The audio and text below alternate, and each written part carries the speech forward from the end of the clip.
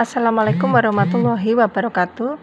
Baiklah, hari ini saya akan membahas ya di pertemuan kita yang kedua mengenai pengantar bisnis, yaitu mengenai bentuk kepemilikan bisnis.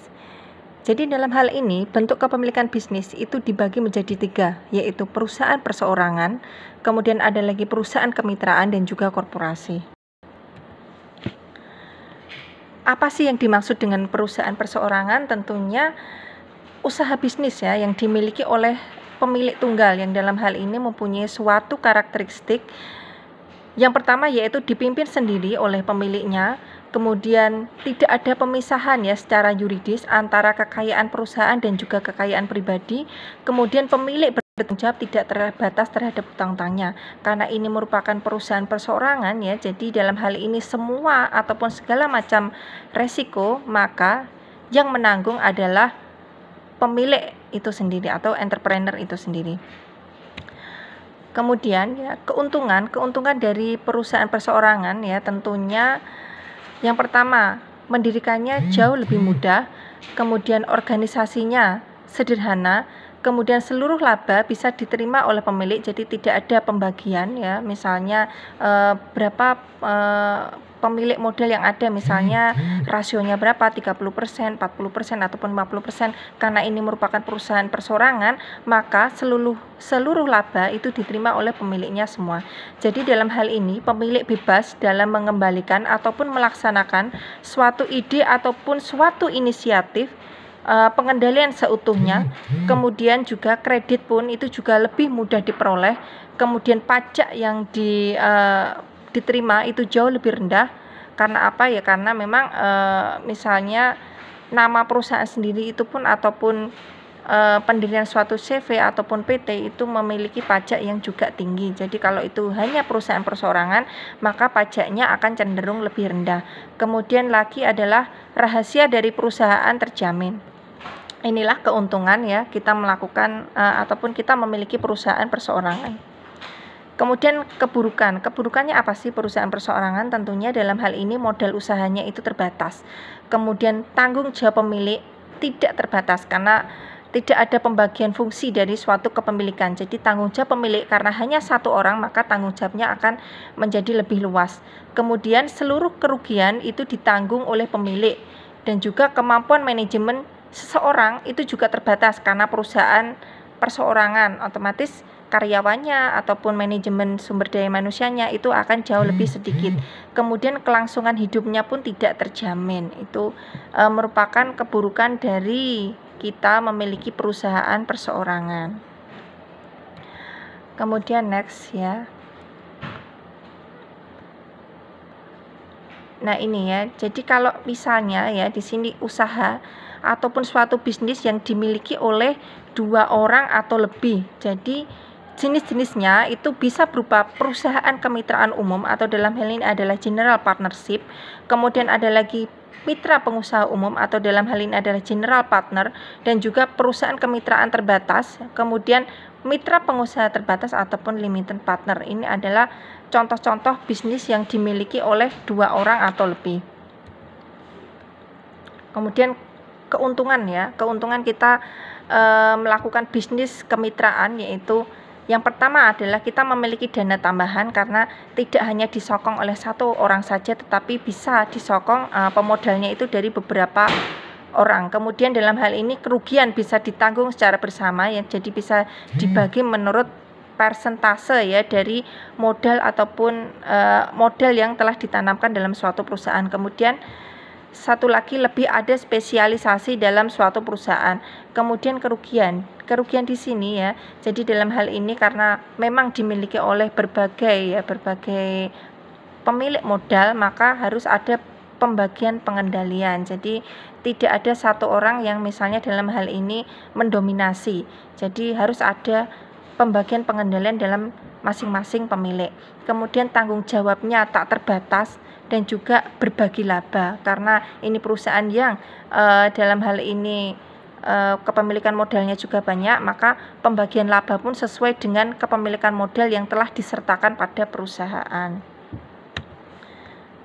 Nah, perusahaan yang akan kita bahas dalam hal ini, saya akan membahas mengenai firma ya. Apa sih yang dimaksud dengan firma? Jadi firma di sini adalah persekutuan yang terdiri dari 2 orang atau lebih ya di bawah nama bersama untuk membentuk suatu usaha bisnis. Jadi dalam hal ini firma itu persekutuan yang terdiri dari berbagai macam pemilik modal yang nantinya pada saat pembagian laba juga akan dibagikan sesuai dengan kepemilikan modal yang telah ditanamkan. Jadi apabila ada lagi semacam kerugian ataupun suatu likuidasi, maka juga harus dibagi oleh masing-masing para pemilik modal. Kemudian saya akan membahas mengenai Komanditer Vennootschap atau dalam hal ini adalah CV. Jadi di sini kalau kita berbicara mengenai CV, maka badan usaha perseorangan dalam hal ini perseronya terdiri dari 2 macam. Jadi ada persero aktif dan juga persero pasif. Ini kalau kita berbicara mengenai CV. Nah, kemudian ada lagi perseroan terbatas atau dalam hal ini adalah Namlus Vennootschap ataupun NV. Ya, jadi perusahaan di sini bermodal besar dan juga harus terbagi dalam berbagai macam saham. Jadi modal yang diberikan ataupun modal yang dijual itu adalah berupa surat berharga yang berupa saham. Oke, next ya, bagaimana pemegang saham dalam hal ini dapat imbalan dari penanam modalnya. Jadi kalau kita berbicara mengenai saham, pasti kita akan berbicara mengenai dividen ya, dalam menerima suatu keuntungan dari perusahaan.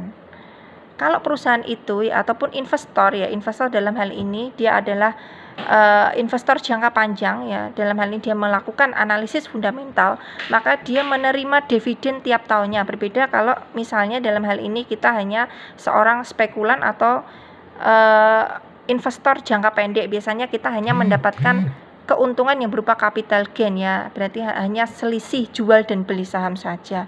Jadi kalau misalnya kita memang investor jangka panjang, maka kita menerima yang namanya dividen setiap tahunnya. Kemudian ya dalam hal ini mendapat untung dengan menjual saham dengan harga yang lebih tinggi. Lah ini kalau para spekulan bisa bermain saham, dia bisa menjual ya, misalnya dia membeli saham secara murah tetapi dia bisa menjual lagi ya dengan harga yang lebih tinggi, maka dia akan mendapatkan keuntungan yang berupa capital gain. Oke, next ya, sekarang kita akan membahas mengenai macam-macam PT ya. Macam-macam PT di sini ada ya PT tertutup ya, perusahaan dengan kepemilikan terbatas atau privately held ya, saham hanya memiliki ya sejumlah kecil investor. Ini PT tertutup, jadi tidak terbuka seperti di Bursa Efek Indonesia. Kemudian PT terbuka. Jadi kalau PT terbuka ya kita sudah melakukan yang namanya go public ya. Jadi kita sudah IPO ya, initial public offering ya di pasar perdana. Jadi sahamnya dalam hal ini sudah bisa dimiliki oleh umum. Kemudian PT kosong. Kalau PT kosong ya berarti sudah tidak bekerja lagi tetapi belum dibubarkan. Ini yang dinamakan dengan PT kosong. Oke. Kemudian apa sih yang dimaksud dengan keuntungan PT? Keuntungan PT ya, tanggung jawabnya itu terbatas ya. Akses terhadap dana ya, bisa menerbitkan saham baru serta memiliki transfer kepemilikan dengan apa? Dengan saham. Jadi mudah sekali untuk dibeli ataupun dijual. Nah, ini salah satu keuntungan dari PT ataupun perseroan terbatas. Namun ya di sini juga ada ya kerugian dari PT. Satu adalah biaya organisasinya tentu akan tinggi. Kemudian pemberitaan mengenai keuangan. Nah, ini juga perlu diperhatikan. Kemudian masalah keagenan. Kalau kita berbicara mengenai masalah keagenan, maka kita akan mengingat mengenai agensi teori. Jadi di sini manajer tidak berperilaku sebagai agen ataupun perwakilan yang semestinya yang bertanggung jawab kepada pemegang saham. Jadi menimbulkan semacam asimetri informasi ya antara agen dengan prinsipal. Ya, jadi misalnya kita pemilik dan juga owner. Nah, ini juga berbeda lagi. Owner misalnya menginginkan keuntungan yang sebesar-besarnya, tetapi dalam hal ini ya CEO misalnya dalam hal ini dia bekerja sedikit tetapi juga mendapatkan keuntungan yang banyak. Tentunya ini menimbulkan asimetri informasi antara agen dan juga prinsipal. Kemudian pajak ya, pajaknya tinggi karena apa? Karena perseroan terbatas. Karena merupakan badan hukum yang terpisah ya, maka pemilik PT akan terkena pajak ya yang terpisah pula, ataupun pajaknya juga akan lebih tinggi. Oke, sekarang ya metode untuk memiliki bisnis yang telah ada. Jadi dalam hal ini ya mengambil kepemilikan dari suatu bisnis keluarga. Jadi bekerja dalam bisnis keluarga setelah beberapa waktu menjadi pemilik ya. Kemudian jika lagi ya bisnis tersebut punya sejarah ya, berhasil dan kita tinggal melanjutkan saja. Kemudian jika kinerja bisnis buruk, maka pemilik baru harus bisa merevisi manajemen pemasaran ataupun juga kebijakan keuangan. Nah, ini ada lagi ya, bisnis apabila kita membeli bisnis yang telah ada. Jadi, apa yang perlu diperhatikan ya? Jadi, kita harus memiliki keahlian dalam menjalankan suatu bisnis. Jadi, kita harus memiliki kompetensi dalam pengelolaan bisnis. Kemudian harus membandingkan ya keuntungan yang diharapkan dengan modal yang dikeluarkan untuk membeli perusahaan. Ini juga penting sekali diperhatikan agar tidak menimbulkan kerugian. Nah, ada lagi bisnis apa yang dipilih? Ada lagi berupa waralaba ataupun franchise. Nah, ini marak sekali seperti Indomaret ya, ini juga merupakan franchise. Kemudian McDonald's, terus kemudian ada lagi KFC, California Fried Chicken ya, dan lain sebagainya. Ini menggunakan waralaba. Jadi kita menggunakan ya nama baik ya. Jadi karena itu perusahaannya sudah terkenal ya, kita tinggal bergabung saja ke perusahaan yang sudah memiliki nama ataupun lisensi.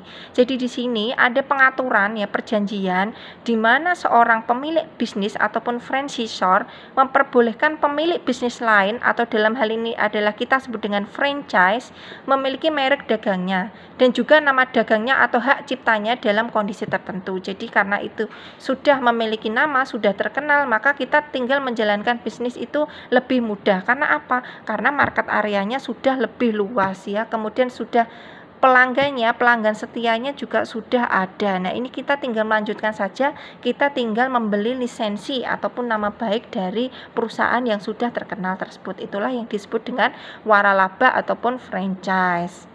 Oke, lagi ya. Jenis-jenis waralaba ataupun franchise. Di sini ada distributor ataupun distributorship ya. Jadi dealer boleh menjual produk yang dihasilkan oleh sebuah manufaktur. Kemudian ada lagi bisnis gaya rantai atau istilahnya adalah chain style business ya. Dalam hal ini perusahaan diperbolehkan menggunakan nama dagang perusahaan lain ya, dengan mengikuti petunjuk yang berhubungan dengan harga dan juga penjualan produknya ya. Contohnya KFC, Indomaret ya, dan lain sebagainya, Alfamart. Ini juga bisnis-bisnis waralaba. Kemudian kalau di UNES itu ya ada misalnya Ismilk dan lain sebagainya. Ini juga suatu jenis franchise ataupun waralaba. Kemudian juga ada lagi ya jenis waralaba mengenai pengaturan manufacturing ya ataupun arrangement ya. Jadi perusahaan di sini diperkenankan menghasilkan produk dengan memakai formula yang diberikan oleh perusahaan lain. Oke, next ya. Keuntungan dari waralaba, keuntungannya apa sih Bu? Kita menggunakan keuntungan waralaba. Jadi di sini ya kita memiliki gaya pengelolaan yang telah terbukti ya. Karena apa? Karena sudah mempunyai brand ya, mempunyai merek, sudah terkenal ya. Kita tinggal melanjutkan saja ya, mudah sekali. Kemudian namanya telah dikenal. Kalau namanya sudah, brandnya sudah dikenal ya, otomatis mereka sudah memiliki pelanggan setia. Kemudian ada lagi dukungan dana, bahan baku dan juga bahan persediaan. Jadi kita hanya memberikan modal ya misalnya, ataupun membeli franchise-nya saja, tetapi untuk bahan baku ya, bahan persediaan semuanya sudah diberikan ya oleh pemasok dan lain sebagainya oleh franchise tersebut. Oke, kemudian kerugian dari waralaba tentunya kita tidak bisa mengambil keuntungannya secara penuh. Karena apa? Karena ada pembagian keuntungan, serta ada lagi ya pembagian pengendalian. Jadi kita tidak sepenuhnya menguasai karena ada pengendalian dari waralaba tersebut. Kemudian keuntungannya juga tidak bisa kita miliki sendiri. Karena apa? Karena ada pembagian keuntungan. Oke, next ya. Kemudian ada lagi ya perusahaan milik negara ataupun BUMN. Nah, jadi bentuk badan usaha negara ya yang sekarang. Kalau dulu ya itu ada yang disebut dengan perjan atau perusahaan jawatan, tapi ini sudah lama sekali ya. Jadi usaha ini ditujukan untuk kesejahteraan umum ataupun public service ya, yang mempunyai ataupun memperoleh semuanya dari fasilitas negara ya, status pegawainya pun berstatus pegawai negeri sipil. Tapi perjanjian ini sudah pernah ya dilakukan oleh PT Kereta Api Indonesia. Jadi PT Kereta Api Indonesia dulu itu ya juga bermetamorfosis ya dari Perjan ya, kemudian ada lagi kemudian Perum ya, kemudian sekarang ya sudah menjadi PT ya, PT KAI, PT Kereta Api Indonesia. Oke ya. Nah, ini sudah saya jelaskan ya mengenai Perum. Saya next saja ya. Kemudian ada lagi perusahaan negara ya ataupun persero ya. Kalau perusahaan negara ataupun persero ya, jadi di sini memiliki status badan hukum. Kemudian dia juga memupuk suatu keuntungan, walaupun itu perusahaan negara, dia harus tetap ya orientasinya adalah profit oriented. Kemudian modal seluruhnya ya, ini sebagian milik negara. Ya, kemudian ada lagi tidak memiliki fasilitas-fasilitas negara dan juga pegawainya berstatus sebagai pegawai perusahaan swasta. Kemudian peranan pemerintah dalam hal ini adalah pemerintah ya, secara penuh pemerintah adalah pemegang sahamnya. Oke, sekarang lagi ada perusahaan daerah ya, seperti PDAM, itu juga perusahaan daerah. Bentuk usaha pemerintah daerah yang pendiriannya didasarkan atas peraturan daerah dan juga modalnya merupakan kekayaan daerah, jadi tidak milik swasta tetapi milik ya, modalnya berasal dari daerah tersebut. Nah, sekarang koperasi ya, koperasi ini merupakan organisasi ekonomi rakyat yang berwatak sosial ya, beranggotakan orang-orang ataupun badan hukum koperasi. Ada lagi badan usaha asing ya. Badan usaha asing ini yang seluruh modalnya dimiliki oleh negara asing yang ditanamkan di Indonesia. Jadi semacam investor asing yang menanamkan modalnya di Indonesia. Kemudian lagi ada perusahaan yang disebut dengan joint venture ya. Joint venture ini adalah badan usaha patungan. Jadi sebagian ataupun modalnya itu adalah asing ya. Pembagian keuntungannya pun sebanding dengan modalnya. Itu yang disebut dengan joint venture. Kemudian ada lagi production sharing ya, bentuk penanaman modal asing dengan pembagian hasil. Oke, next aja ya. Ini apa sih alasannya kita mengadakan kerjasama antara badan usaha? Tentunya hal ini yang paling penting kita menghindari yang namanya persaingan ataupun kompetitor ya. Kompetitor ini ya jelas sangat berbahaya karena apa? Karena perusahaan pun hidup dalam keadaan yang uncertainty ya. Kadang misalnya kita memiliki kompetitornya lebih memiliki brand ya ataupun memiliki kualitas yang lebih baik, maka perusahaan kita harus berhati-hati agar tetap memiliki daya saing. Nah, ini kalau kita bekerja sama ya antara badan usaha, tentunya ini untuk menghindari suatu persaingan, malah justru bisa bekerja sama dan saling melengkapi satu sama lain. Nah, kemudian ada lagi perusahaan kartel ya, kemudian ada trust ya, nanti bisa dibaca sendiri ya. Kemudian ada lagi holding company ya. Holding company ini merupakan penggabungan finansial dari beberapa badan usaha, baik itu badan usaha yang tidak bergabung tetapi mereka mendirikan suatu usaha baru, itu yang disebut dengan holding company ya. Kemudian ada lagi concern ya. Kemudian ada investment trust. Kemudian ada lagi merger ya. Kalau merger dalam hal ini adalah penggabungan ya, kombinasi ataupun istilahnya adalah amalgamation ya, atau dari beberapa badan usaha ataupun corporation. Jadi kalau merger ya bisa ya kita bagi ya jenisnya, ada horizontal merger, kemudian ada lagi vertical merger, ada juga conglomerate merger. Jadi kalau untuk horizontal merger dalam hari ini adalah badan usaha yang sejenis namun produknya bersaing ya. Kemudian ada lagi vertical merger ya, merger dari badan usaha yang proses produksinya secara berurutan. Kemudian ada conglomerate merger ya, berarti merger ini dari badan usaha yang mengusahakan barang-barang ya, dan juga ya mengusahakan barang-barang yang satu sama lain tidak ada hubungannya. Ini adalah conglomerate merger ya. Jadi membentuk semacam konglomerasi agar perusahaan itu menjadi satu kesatuan yang kuat. Oke, lagi ya.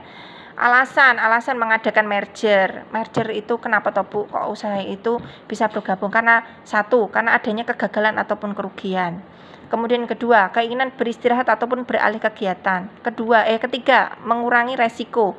Kemudian yang keempat, adanya tawaran yang lebih menguntungkan dan juga pengambil alihan oleh pesaing. Ini alasan mengadakan suatu merger. Oke, kemudian bagi badan usaha yang digabungi ya, maka di sini penguasaan pasarnya akan jauh lebih luas ya kalau kita menggunakan merger. Kemudian skala teknik ekonomisnya juga akan lebih tinggi, skala finansial ekonomisnya juga sama, dan juga koordinasi ekonomisnya. Oke, nanti bisa dibaca sendiri ya mengenai penggabungan secara vertikal, horizontal, paralel ya. Kemudian penggabungan vertikal secara integrasi dan lain sebagainya. Jadi nanti kalau kalian tidak paham ya bisa menanyakan di grup ya WhatsApp, ataupun kalian bisa mengakses di Elena. Nanti video ini akan saya share di Elena, dan tentunya silahkan kalau misalnya ada konsultasi ataupun ada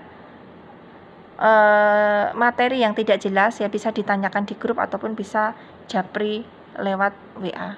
Baiklah, menurut saya cukup sekian saja ya materi dari saya. Selebihnya kalau ada kekurangan saya mohon maaf atas video ini. Saya minta maaf yang sebesar-besarnya.